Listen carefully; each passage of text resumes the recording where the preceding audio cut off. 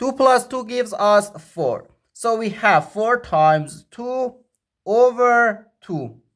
4 times 2 gives us 8, and 8 over 2 is just 4. But this answer is not correct. Because according to the order of operations, first we have to do parentheses, then exponents, then multiplication or division, and finally addition or subtraction. Remember that multiplication and division have equal priority and we have to work from left to right. And the same applies to addition and subtraction.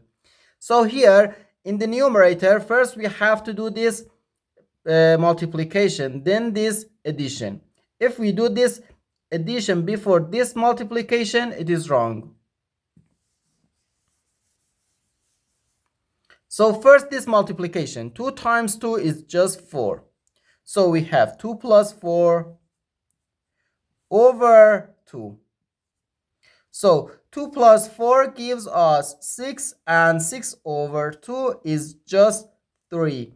And this is our final answer to this problem.